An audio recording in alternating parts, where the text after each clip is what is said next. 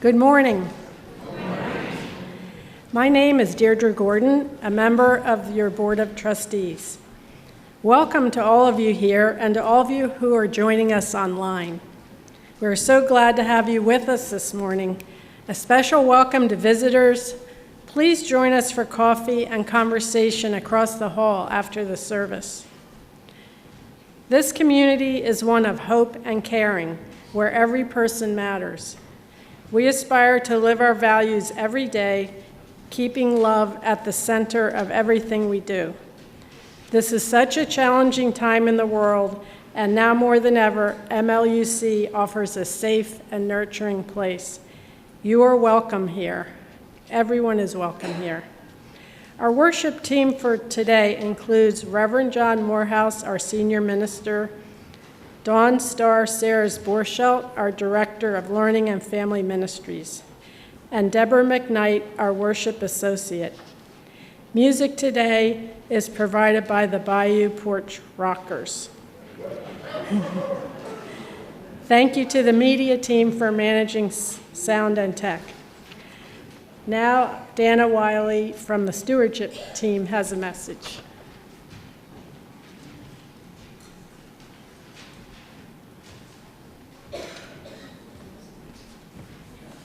Good morning. You'll see in your service after Reverend John's sermon, there will be a discussion of how MLUC opens your hearts. And there will be 3 questions that we wanted to put up now, especially for the introverts who may need to think about it for a while. Think about what this church has meant to you, what it means to you, something that has risen up for you while you've been coming here. And we'll show those questions again at that moment. But I wanted to just say good morning, and I just am looking out and wanting to implant all of this into my mind. It's always lovely to see all friends and people I don't know their stories yet, which I would love to know. Love rising up. That's the theme of our annual pledge drive, to claim what we are called to be and do. For one another here, for our wider community, for our nation and beyond. This isn't just about how we feel.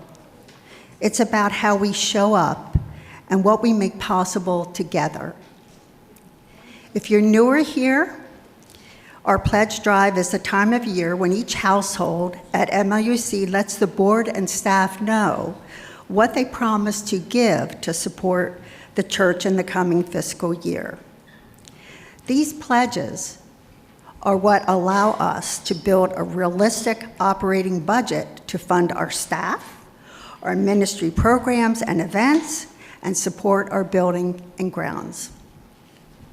This is a community grounded in love, a place where you can come to just sit in quiet and remember you are not alone, where we can think and wrestle honestly together with big questions, where children and teens are seen and named as people of inherent worth, and where we can join together to act for justice and compassion in our community.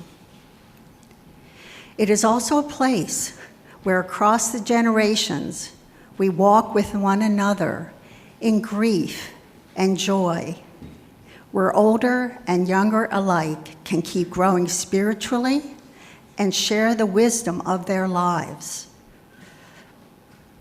and where deep and new friendships form. In all these ways and more, this church matters in real ways in people's lives. For some of you, this is the place where the noise of the week quiets down enough to hear your own heart again. For others, it helps you hold on to love when the world feels harsh and reminds you that you are worthy of love just as you are. For others, it's the people you call to celebrate with, to meditate and sing with, and to show up for justice together. All of this doesn't just happen on its own. It's something we create together. The energy and sense of shared ministry, it feels good, and we are truly just starting. Our annual budget is really a picture of our ministry and our values, not just our bills.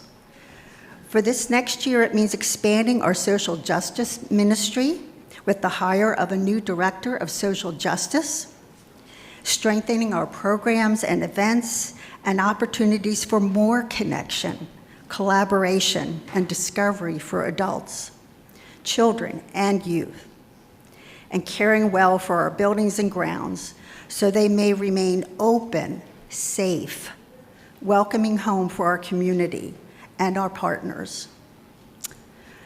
So as we launch this pledge season, we are inviting each household to make a thoughtful, and for many of us, a stretching pledge that reflects both our gratitude for what you found here and your commitment to the love rising up in this church for you and for others, as more and more people look to this community for grounding and courage.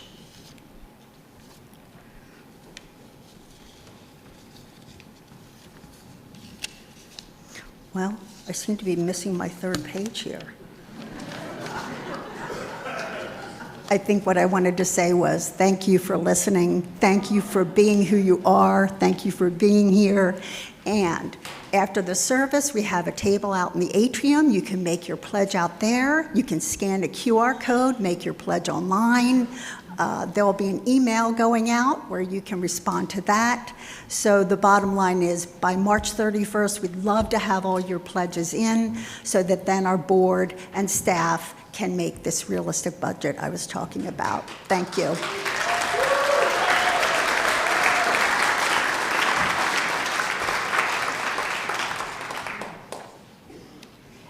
And now, please silence your electronic devices and join me in affirming our mission. Together, we transform lives through love, service, and our welcoming faith.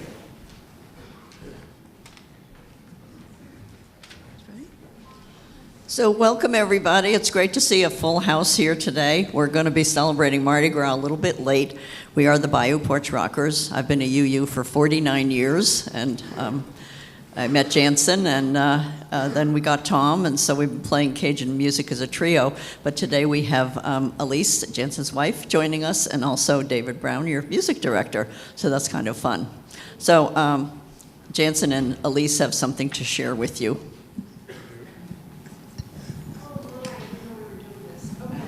We have a mission statement that we do before every performance. Yes, our mission statement is together we played our joyful music with great ease. Great ease. Together we play our joyful music with great ease, expressing our love and passionate friendship which warms the hearts of those around us.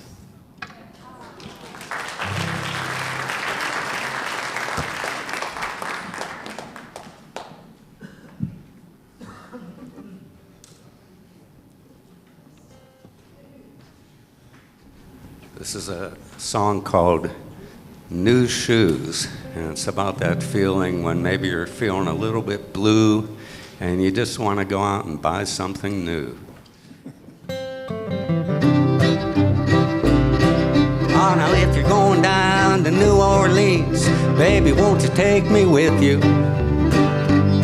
Ah, 'cause I can't stand sitting around, wonder what it is that you do. And it seems the way that you talk to me ain't like the way you used to. And if things around here don't straighten out, I'm gonna buy myself some new shoes. I'm gonna walk away from your heart. I'm gonna sing my way back home. Do, do, do, do.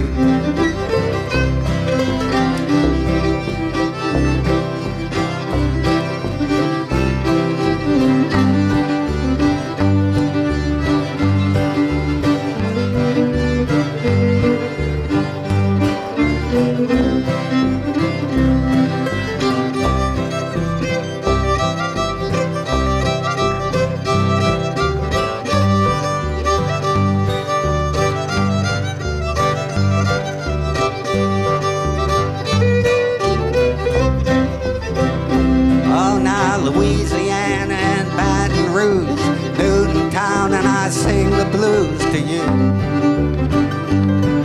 And I call you on the telephone, and I find that you're not all alone, and I'm blue.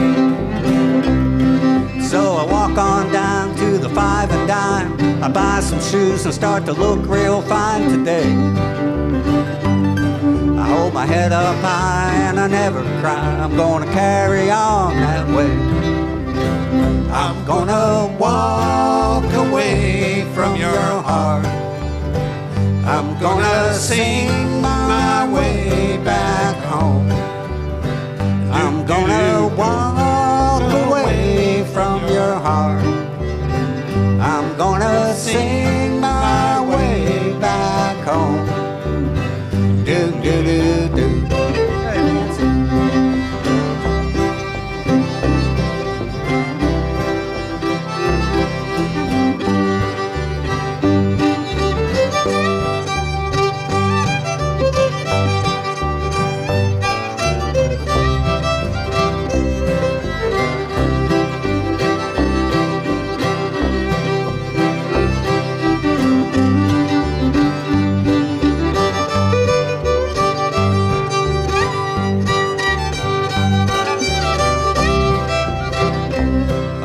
Louisiana and Baton Rouge, Newtown, and I sing the blues to you.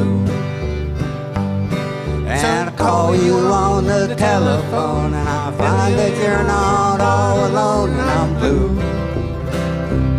So I walk on down to the Five and Dime. I buy some shoes and start to look real fine today. I hold my head up high and I never cry. I'm gonna carry on that way. I'm gonna walk away from your heart. I'm gonna sing my way back home. I'm gonna walk away from your heart. I'm gonna sing my way back home. I'm gonna walk away from your heart. I'm gonna sing my way back home. Do do do do.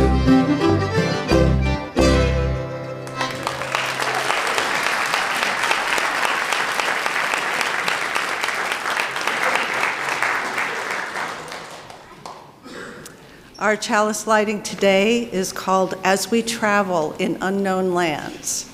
It's by Barnaby Feder, based on a reading by Dag Hammarskjold. We kindle a flame we trust will lead us forward as we travel in unknown lands, where the question, shall I ever get there, resounds. A clear, pure note in every silence. Please stand as you can in body or spirit to sing hymn number 123, Spirit of Life.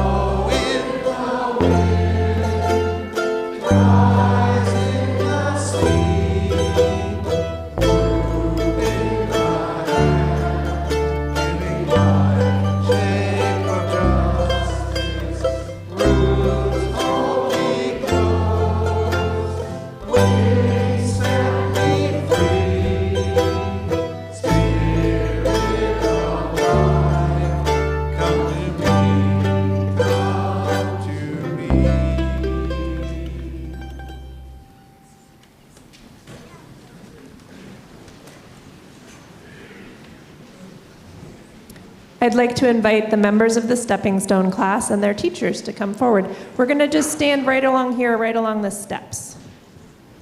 So kids who were in Stepping Stone, come on up. There we go. I would say stand on the first or second step so we're not bumping into the sound equipment. Yeah, and spread out a little bit.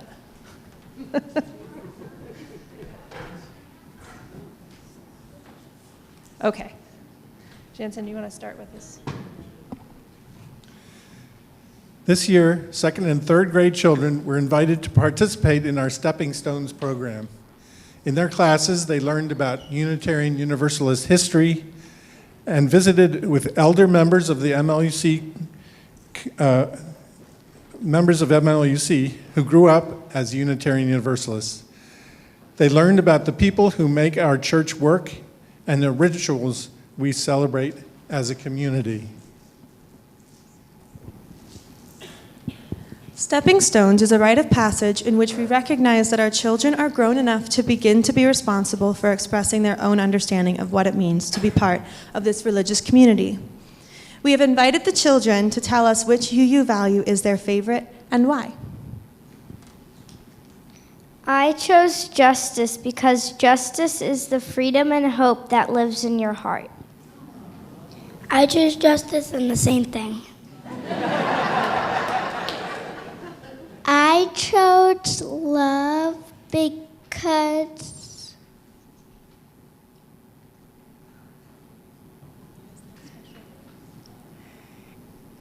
if you don't have love, you would be lonely and sad.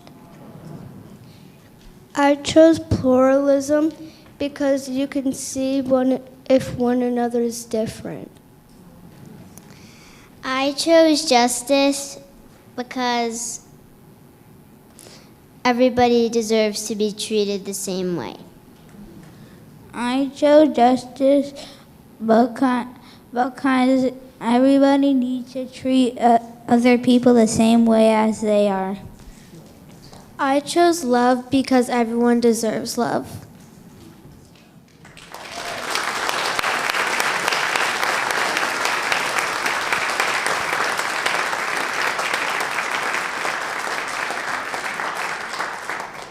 So there's a couple reasons why this program is called Stepping Stones, but one of them is that we have the clay lady come and help the kids make a stepping stone, which is then later going to be displayed in the McGinnis room or somewhere else in the building. So that's this year's stepping stone, and you'll be able to see it for posterity. And in recognition of your completion of the Stepping Stone program at MLUC, we have for each of you a certificate and a Stepping Stones chalice necklace created by the clay lady. Reverend John has those. So I'm going to suggest that instead of handing those out here, we actually take them out because they're going to hang out in the fireside room and put together some special snacks for coffee hour for you. So it is time for children and youth to go to their classes. Stepping Stone, you can go straight to the fireside room. You don't have to come to the atrium sign out. Thank you.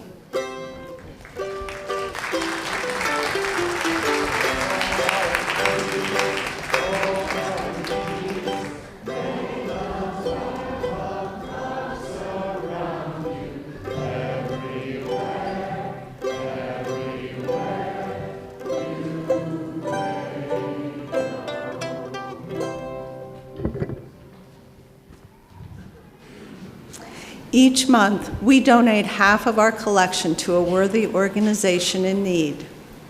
The recipient of MLUC's offering outreach for March is the Mitzvah Circle, a registered 501c3 nonprofit located in Lansdale that provides support for people and families in need by providing care packages containing things like clothing, shoes, diapers, household goods, toiletries, and more.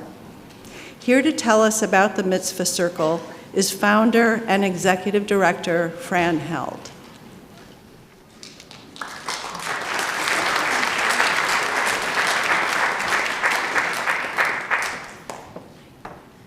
Hi, good morning. So I'm the founder and director at Mitzvah Circle, and here's the truth, it started in my garage. It started in my garage with no volunteers, no money, no people, just me. And I can tell you that's really what the power of one person is about, and that seems like what your service is about here also. right? What can one person do to make someone else feel a little bit less alone, a little bit more lifted up, a little more connected? So I got a call. I don't know if it was the call, but it was a call. And it was a call from a soccer coach, and he said, I heard you're a lady who will help when no one else will. And if somebody called you and they said that, you might think, go ahead. I thought, you got the wrong number. It was over 15 years ago, and today I might have thought, spam, reject that call. So I listened, and I thought, okay, I can help one family, right? Because we can all help one person. But what happens when you do something well? One person tells another person, it's like the old shampoo commercial, right? You tell one person and another person and another person, and all of a sudden, I had people dropping donations in my driveway. And I'll tell you a story. My husband was on a business trip, and I have 3 kids, and my husband came back and he called me on the phone and said, I can't get in the driveway.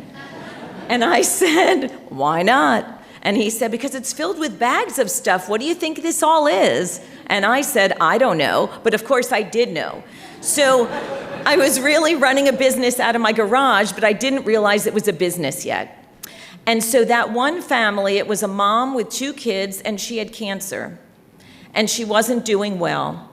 And when people aren't doing well, some people become afraid. They're afraid to visit. They're afraid to call. And it's really not about the sick person. It's about the well person's discomfort. I don't have that discomfort. So I went and visited and helped, and meals and all the things that we do when people need our help, even if they're not people we know. And then another person and another person. And so in that first year, there were about 400 families that needed help. And so I was calling my neighbors and getting their old grandmas off the couch to help me. That's really true. You got anybody who can help? And let's fast forward 15 years later. We have 4,300 unique volunteers that make this happen. Right? So some people come one time a year, but there are many people who have retired and they come every day, but it's because how they love their neighbors, right? How they love strangers, how they love people who don't have people. You are lucky to have this community because you have people, but there are so many people right in our neighborhood who just don't have a person. I'll tell you a couple of quick things. I know I only have a few minutes this morning. So we got a call from a guy named Jeff. He's local, and he's living in a shed. Jeff is 61 years old. He works full-time for a landscape company, and he happened to have a heart attack, and he bypassed surgery. Lost his apartment, lost all his belongings, was evicted, was in the hospital for a month or 2, had some complications, went to rehab, came back to start over with nothing. Called Mitzvah Circle. Now, I want to let you know we spend no money on marketing, so this is all through our partner agencies. I'll tell you about that after. Anyway, back to Jeff. So Jeff called Mitzvah Circle. He said his boss actually knew about us and said that he would permit him to sleep in his unheated shed, but he could not provide clothing, toiletries, social work support, which we provide, coaching. We give over 100 different products, but the key is we deliver it to your door. And we do that because people don't have transportation or they can't carry 6 boxes of things with 3 kids. So Jeff is working and hoping to save money so that he will be able to get an apartment and won't have to live in an unheated shed. Just like Shirley, who just took in her 3 grandchildren but can't afford baby diapers for the youngest one, right? So there are lots of things that aren't covered by government assistance. And the last person I'll quickly mention is a single dad who was picked up by ICE but is here legally. A neighbor had to watch his daughter. He lost his job and is now starting over with nothing. So for us, the people that we serve, it's all people, right? We say to you, are you getting government assistance? Do you meet our income threshold? But we don't make you provide materials. We don't say to you, show us, come in for 7 meetings. We talk to you on the phone and we have several conversations, and we talk to people, right? Because that's how you get to know somebody one-on-one. And then we provide what the people need. And for people moving forward, people want to move forward. 70% of the people we serve are working and 30% are disabled. So I feel like what we do works, right? We look at the family holistically. We don't say, I think you need this to move forward and to be part of a community. I ask, what do you need? Our social workers ask, what can we do to help bridge the gaps for you and your family so you can move forward and do all the things being in community that you want to do? So I hope you'll help us, come visit, and I really appreciate you having me here this morning. Thank you.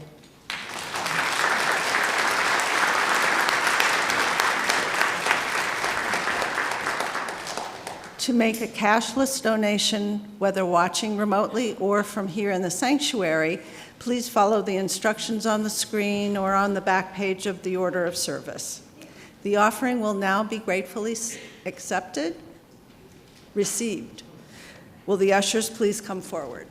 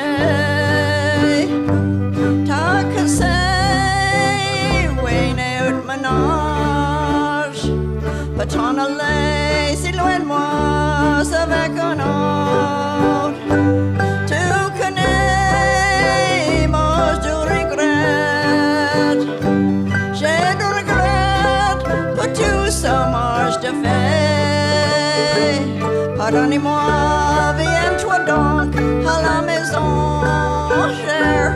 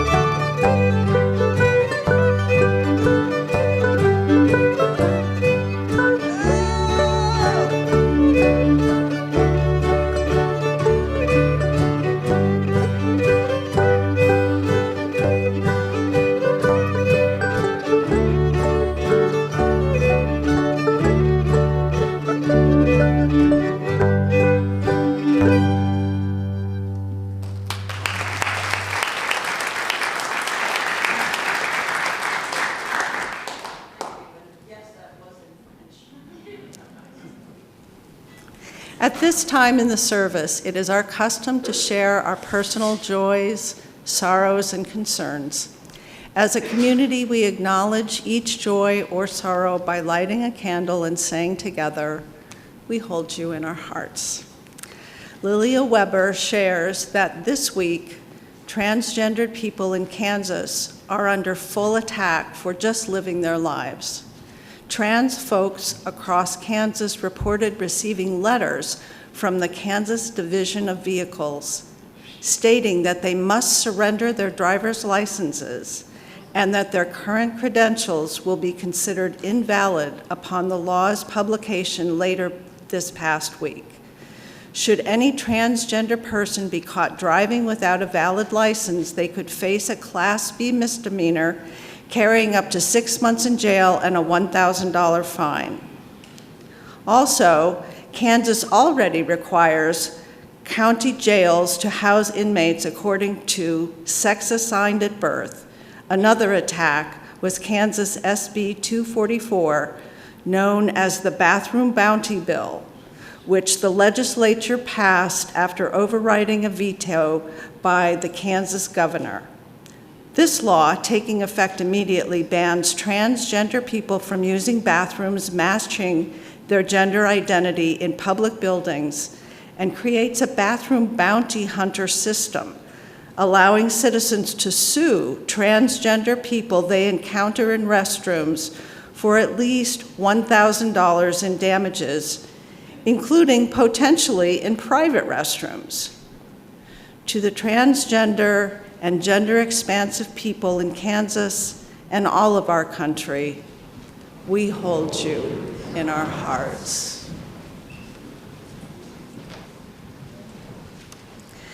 And let us light one more candle for those of us with joys or sorrows too deep to say out loud at this time. We hold you in our hearts.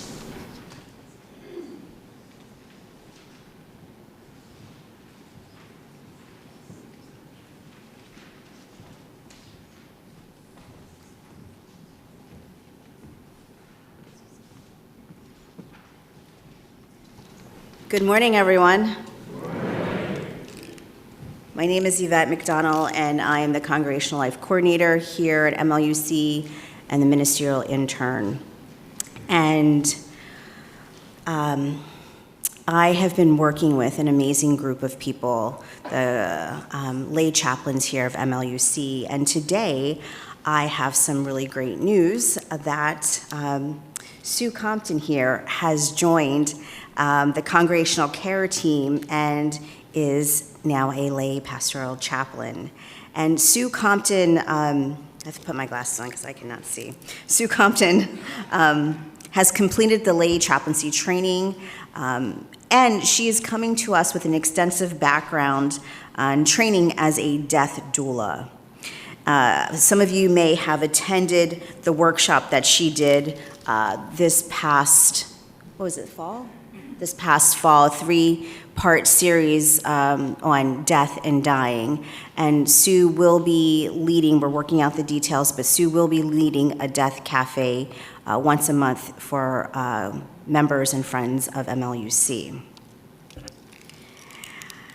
And as we move forward, Sue, in her lay chaplaincy role, will assist myself and Reverend John and the rest of the lay chaplains with our shared pastoral ministry here at MLUC.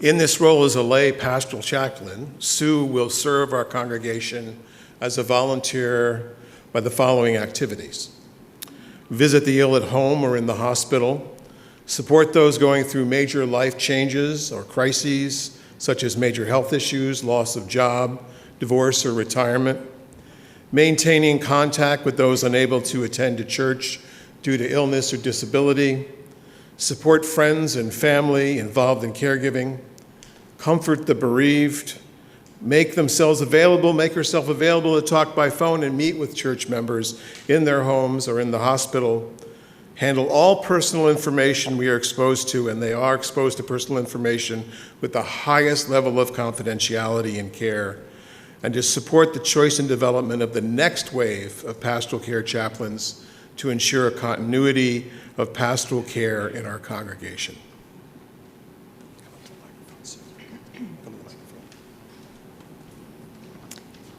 As a lay pastoral chaplain, I covenant in service of our congregation to give mutual support, fellowship, and advice to each other, to grow in our openness and transparency with each other, to meet on a monthly basis for support and continuing education, to invest time and effort to assist each other towards our personal and spiritual growth, to keep love at the center of all our interactions with you, to respect and honor each person's inherent worth and dignity.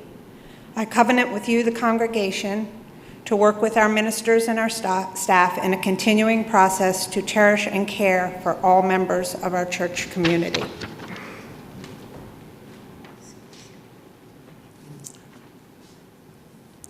We hereby commission Sue as our newest lay chaplain and present her with a chaplain badge. You get your very own badge here, Sue.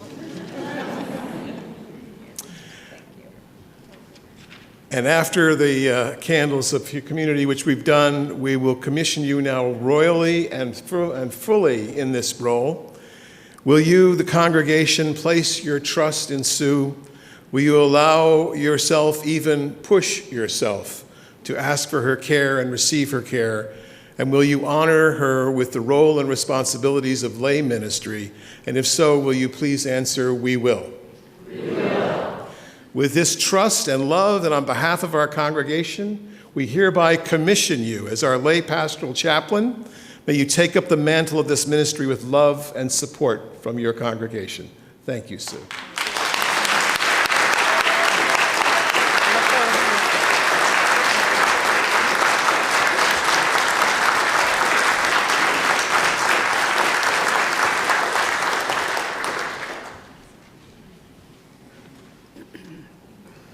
Today's reading is the Taoist parable, The Chinese Farmer, as retold by Dr. Christopher Kaiser, professor of philosophy at Loyola Marymount University.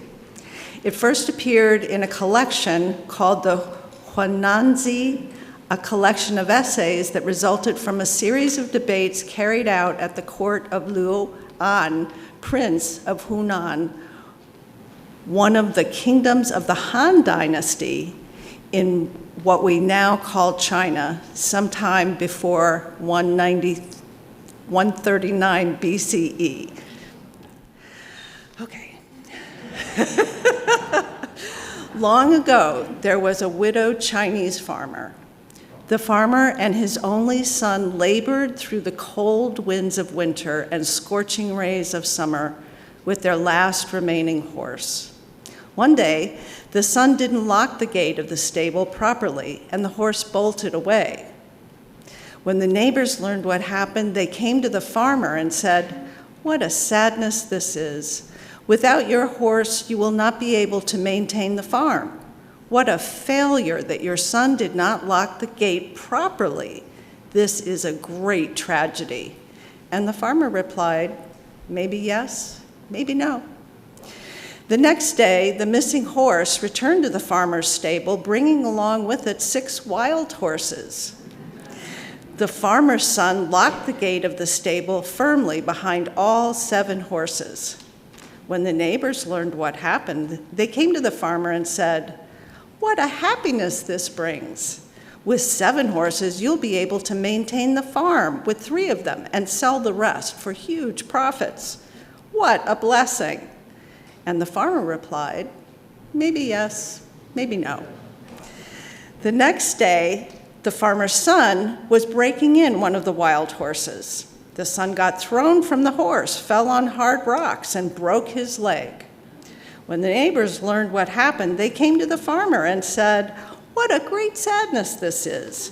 Now you'll be unable to count on your son's help. What a failure to bring in the horse properly. What a tragedy." And the farmer replied, "Maybe yes, maybe no." The next day, a general from the Imperial Chinese Army arrived to conscript all young men of the village into the army. Their assignment was to fight on the front lines of a battle against a terrifying enemy of overwhelming force. The farmer's son, because of his broken leg, was not taken. When the neighbors learned what happened, they came to the farmer and said, "What a great joy. Your son avoided facing certain death on the front lines of the battle. What a blessing." And the farmer replied, "Maybe yes, maybe no." Please join me now for a moment of silent reflection.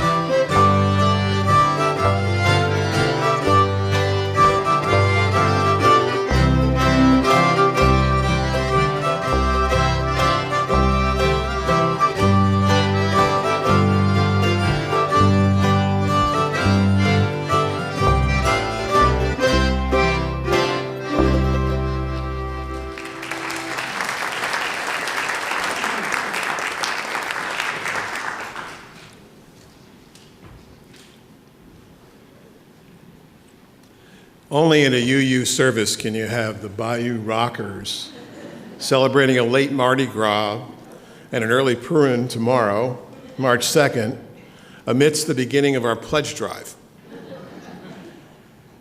I'd forgotten that it was our pledge drive, to be honest. Sorry, Dana, I did. When I made this sermon title, I was thinking, oh, the mystery of it all. And now I've got to figure out how to put mysticism together with giving money. We'll see how that works out. In ministry, this is referred to as the Sermon on the Amount.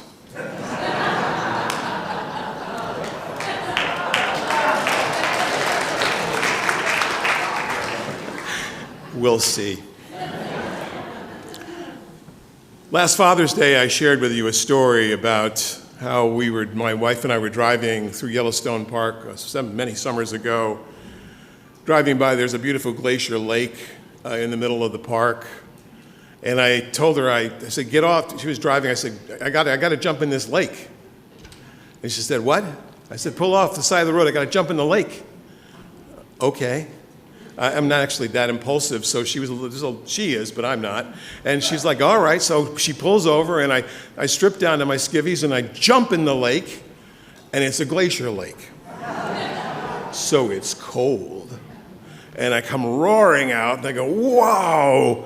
And I get out of the lake and dry myself off and get back in the car, and we drive along. And she's like, odd decision, wasn't that? I said, I don't know why I did that. I just felt the need to jump in this lake. We get down to the eastern side of the Rockies coming out of the park, and the cell phones, which had not been working, suddenly start buzzing. It's my brother.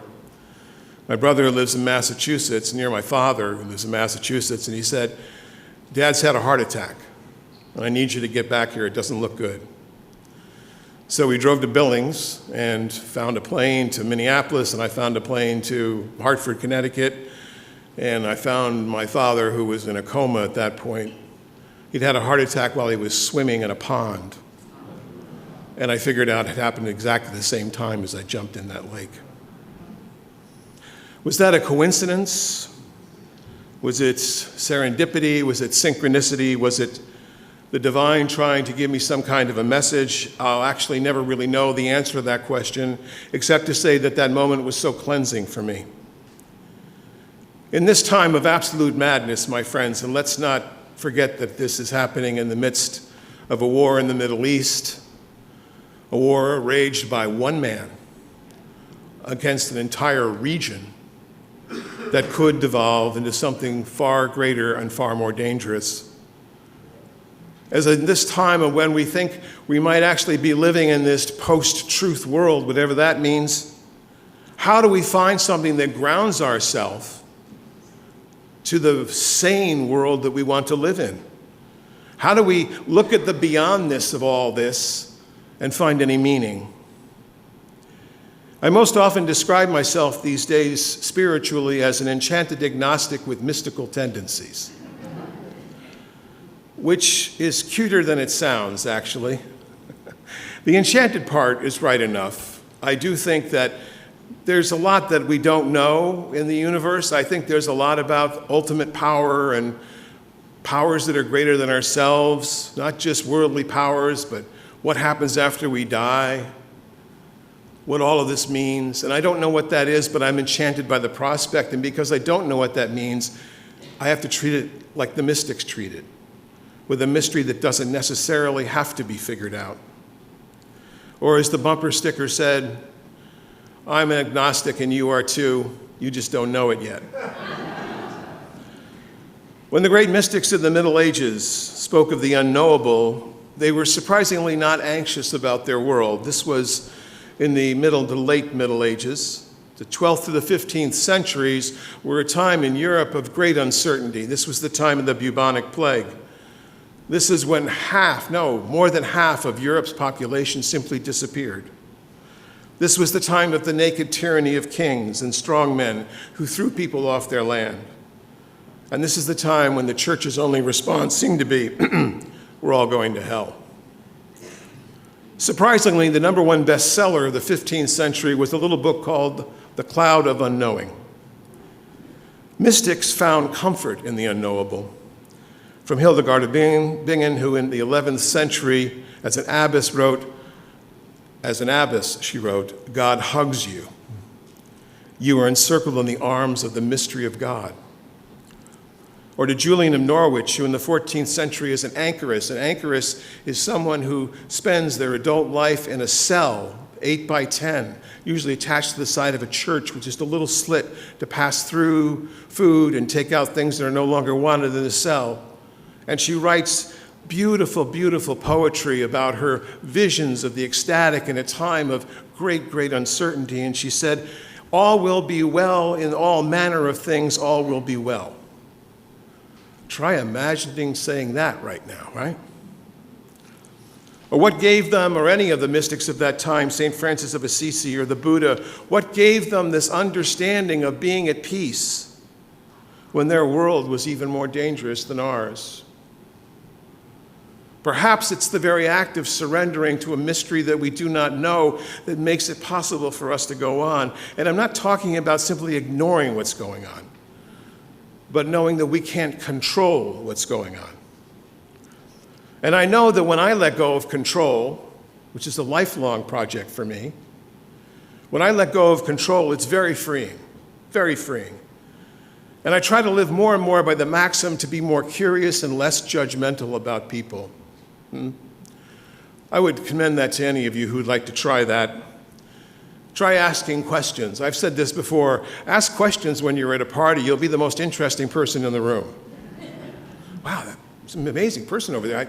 I don't know anything about them, but they're very interesting. Because they're talking about you, of course, right? We don't have to have everything under control.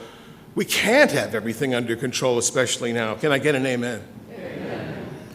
What moves any of us to brave the elements of this life, the relationships and the unknown, the craziness of this world, what moves us on might very well be a power that we have no control over and may in fact be only waiting to be invited into our lives.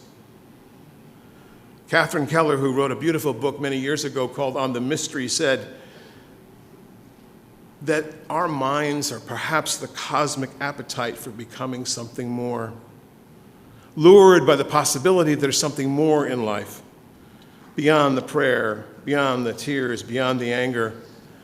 I'll never forget sitting with a family who lost their 9-year-old boy to cancer, and all they could do was scream, literally scream at me about why this was happening. You're the holy man, you're supposed to have the answers, why is this happening? And thank God I didn't say anything trite. I just said I don't know. I don't know, but what does matter is that we have one another, at least now, we have one another to get through this. And that's the real meaning of calm passion, to suffer with, to walk with passion. So I can't tell you why I jumped in that lake, but I can tell you that I'm happy that I did, that it was somehow connecting me to my Father. I think a decision to jump into a lake is luring and seductive, even if a bit crazy. And I can also tell you that swimming in that moment creates in all of us, when we do it, something very profound. Remembering something more than what was there.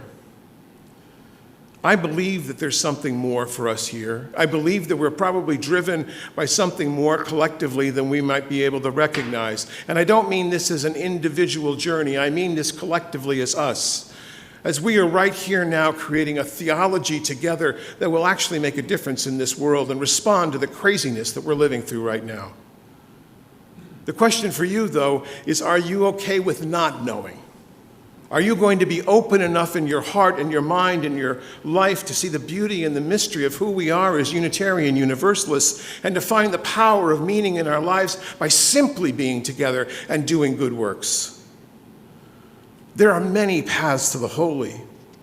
And beneath the diversity here, and there is diversity here, there is, as my colleague David Bombaugh said, a unity that binds us together despite time and death and the space between the stars.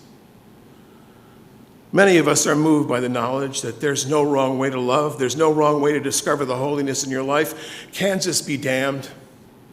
We will find a way to overcome that sort of fear, that understanding that nothing else is out there except the fear that we know. You can respond with fear or you can respond with hope. I'll pick hope. The acts of compassion and hope that are around us leads to the transcendent, but it doesn't need to involve a God. Don't get me confused with somebody up here railing about the only way to the Lord is through Jesus Christ. Amen. Because I'm not going to say that. But I am going to say that there may be something more than just you. And there may just be you. And it may just be us. And this may be as good as it gets, and that's okay too. The mystics knew that the only way they could experience God was to experience God. You couldn't be God unless you could let go into God. That's the way they put it. Or as even Zen Buddhists will say now, you have to die before you can die. The old Zen teaching is, you die before you die. If you die before you die, you won't die when you die. Huh? We don't know everything. We'll never know anything. Shakespeare had it right when Hamlet proclaims, there are more things in heaven and earth, Horatio, than are dreamt of in your philosophies. One rabbinic teacher I know told me that allowing for imagination is one way in which we can let ourselves open to the unknowing. It is the way we fill the white space. Why is it that we feel the need to disprove the possibility of a God when that God or whatever it is doesn't really care at all? What really matters is what are we going to do about it? It's the practicality of our faith. And that's what makes us, I think, unique. Maybe not that unique, but unique enough as a community. And beloveds, this is where this church shines on your life. This is where you shine for one another. We are the place of love rising amidst this chaos. What might be seen as perhaps on the edge of another world war. We are the ones who, without any cosmic certainty at all, are still willing to invest our time with one another and the brotherhood and the sisterhood of one another. This is why we came here. This is why you support the church. This is why you pledge your money to come here. I did it.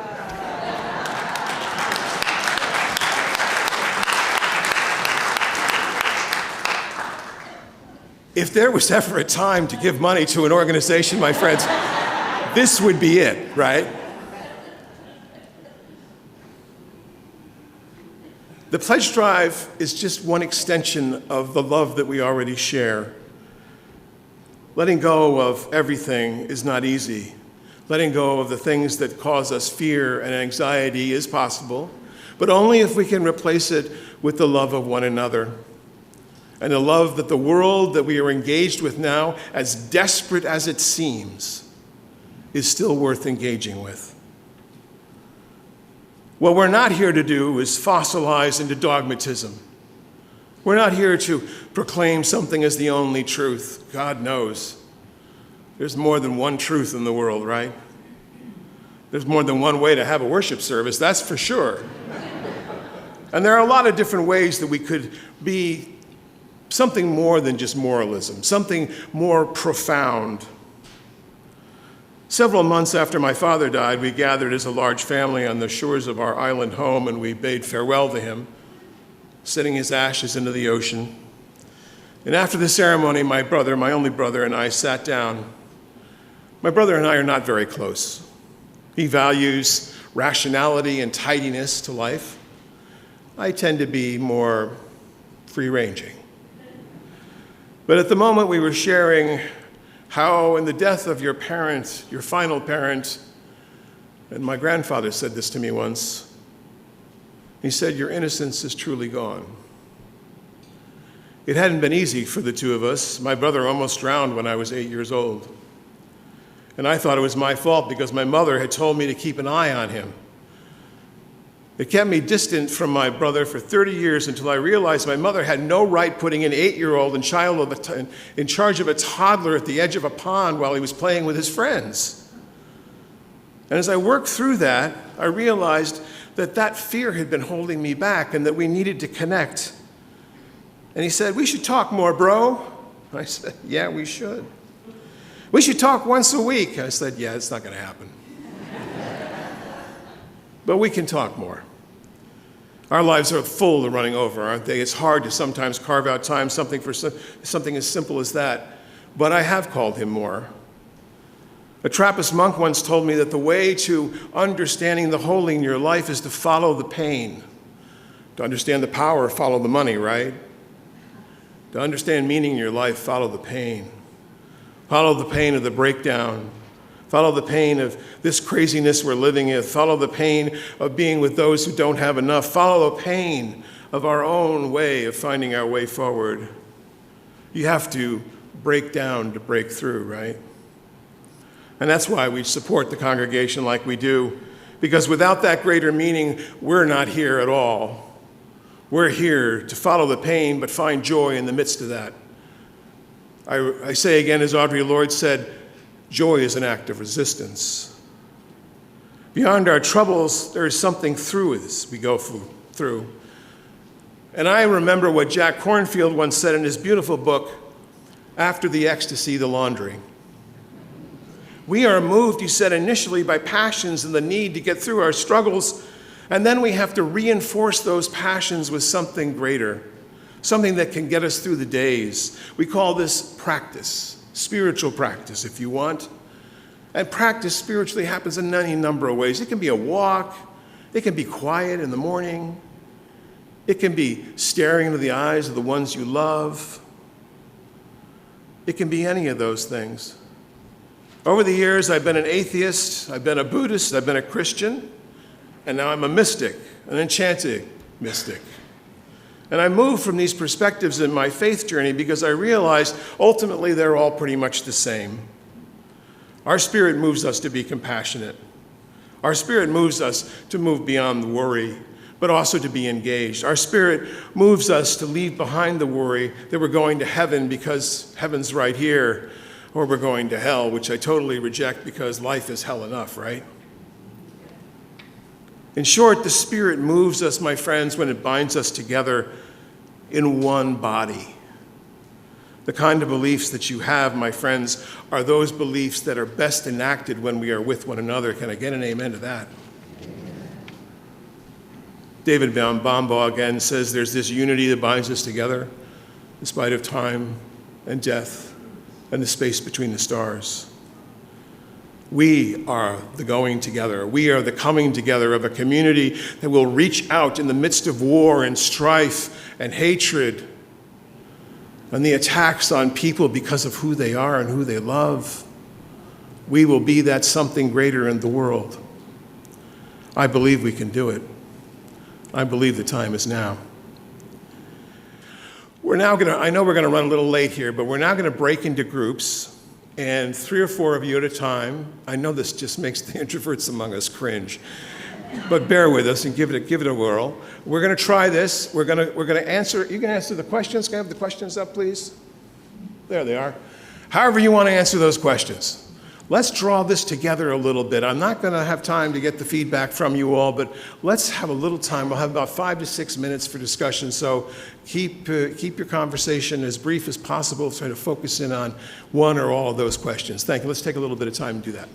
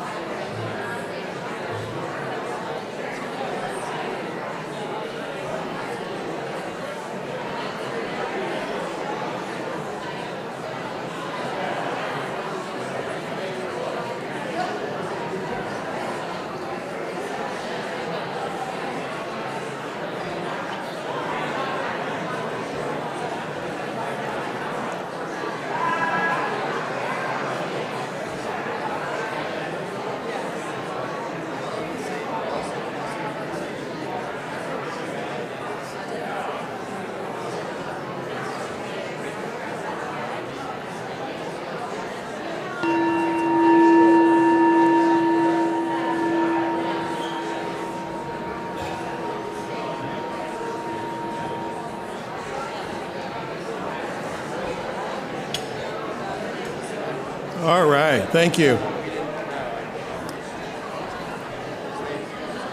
Let's bring our, excuse me. Thank you, everybody. And I thought you wouldn't have anything to say. We're going to join together in our closing hymn, and then after that I'll give a short benediction, and then that will be the end of our service. The Bayou Rockers will play a recessional as we head on out. But let's join together in hymn number 324, Where My Free Spirit Onward Leads. Please rise in body or spirit.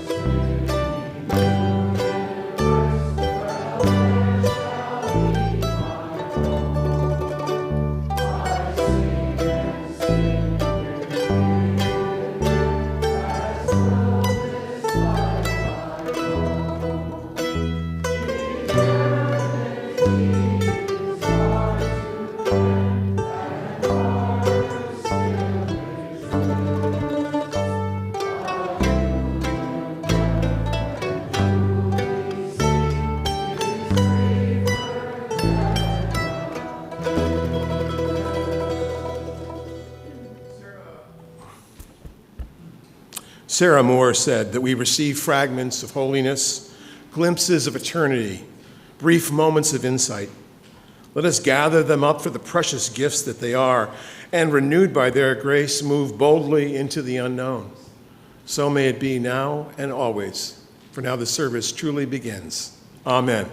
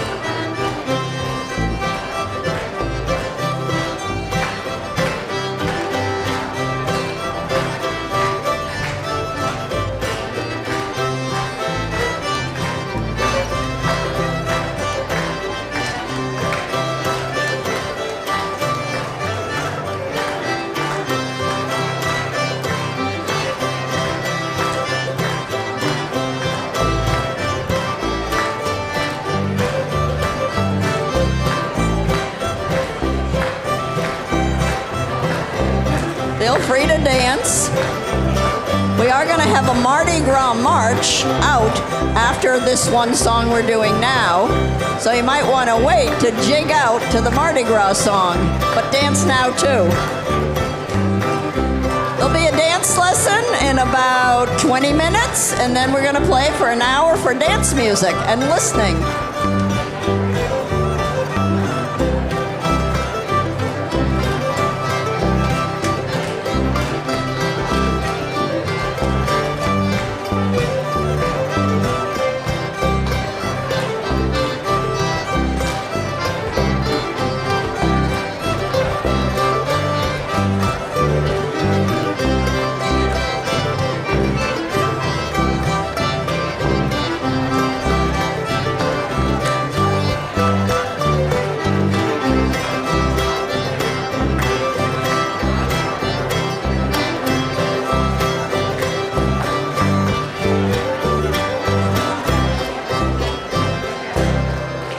Mardi Gras jig.